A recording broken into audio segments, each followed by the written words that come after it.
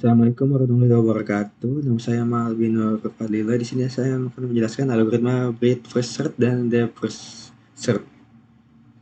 Di sini ada tabel of contents, yaitu pengertian breadth first search, kelebihan dan kekurangan breadth first search, contoh ke breadth first search. Yang selanjutnya di sini ada pengertian depth first search, kelebihan dan kekurangan depth first search, contoh depth first search. Yang pertama, di sini ada breadth first search. BFS adalah algoritma pencarian graf yang menggunakan struktur data antrian untuk menyimpan simpul yang akan dikunjungi. Algoritma ini dimulai dengan memasukkan simpul awal ke dalam antrian, lalu mengeluarkannya dan mengunjungi semua simpul yang berdekatan dengannya.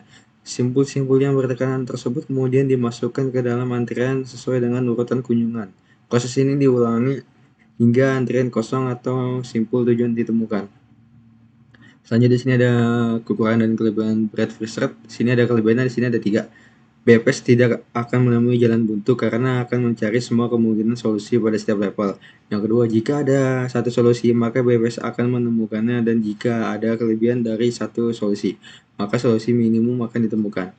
Yang ketiga, BFS dapat digunakan untuk mencari seluruh graf dan mengidentifikasi keterhubungan yang membantu dalam memahami struktur dan sifat graf yang kompleks. Sini ada 2 kekurangannya.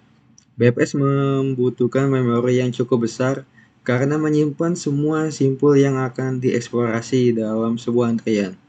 Yang kedua, BFS membutuhkan waktu yang cukup lama karena harus mengunjungi semua simpul pada level tertentu sebelum melanjutkan ke level berikutnya.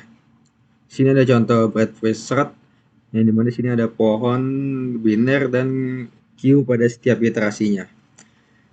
Huruf B dan C berada di bawah A, sehingga merupakan anak dari A. Huruf D, E, dan F berada di bawah B, sehingga merupakan anak dari B. Huruf H berada di bawah C, sehingga merupakan anak dari C. Huruf K dan L berada di bawah H, sehingga merupakan anak dari H. Sini ada pre-order transversal A, B, D, E, C, F, G, K, L. Post order transversal D, E, B, H, L, K, G, F, C, A. In order A, B, C, D, E, F, G, H, I, J, K, L. Selanjutnya sini ada gambar iterasinya dan queue-nya. Di sini ada kolom pertama nih, atau bisa dibilang baris pertama ada dari A sampai L, baris kedua dari C sampai K, baris ketiga dari E sampai K, baris keempat dari G sampai H. Baris pertama tabel menunjukkan simpul akar pohon. Baris kedua tabel menunjukkan simpul anak dari anak kiri dan simpul anak kanan dari simpul akar. Baris ketiga tabel menunjukkan simpul anak kiri dari simpul B dan simpul anak kanan dari simpul C. Baris keempat tabel menunjukkan simpul anak kiri dan simpul anak kanan dari simpul D, dan seterusnya. Selanjutnya di sini ada iterasinya nih, 1, 2, 3 sampai 12. Nah, ini penerapan algoritma BFSQ dengan Python. Di sini saya memakai 4 fungsi, yaitu init, add x, yang ketiga BFS, yang keempat sini ada get user input. Nah, kalau di add get add di sini buat masukin vertex-nya ya, untuk jarak terpendeknya ini data append, ini append buat nampungnya. Selanjutnya di sini buahnya ada while queue pop left. Jadi kalau user masukin 2 dan 4 misalkan gitu, dia langsung masuk ke bawahnya tuh, yang ketiga, yang keduanya. Sini ada get user input buat masukin jumlah angkanya nih, mau angkanya berapa nih yang di add g pertamanya, atau bisa dibilang ini masukin add jumlah total add g-nya ada berapa nih.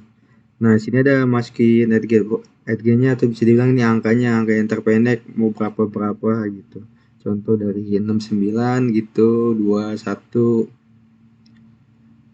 Terus ada masukkan titik awal BPS. Ini awalnya misalkan kita ambil 2, bisa juga kita 9, bisa. Nah, ini ada outputnya nih. Di sini ada output, masukkan jumlah add g-nya 5. Masukkan add g-nya 24, add g kedua 37, add g ketiga 69, add g keempat 21, add g kelima 94. Awal titiknya BPS-nya 2. Hasilnya 241. Nah, di sini saya akan menjelaskan depth research, yaitu DPS adalah algoritma pencarian graf yang menggunakan struktur data stack atau rekursi untuk menyimpan simpul yang akan dikunjungi. Algoritma ini dimulai dengan memasukkan simpul awal ke dalam stack, lalu mengeluarkannya dan mengunjungi simpul yang berdekatan dengannya. Simpul yang berdekatan tersebut kemudian dimasukkan ke dalam stack sesuai dengan urutan kunjungan.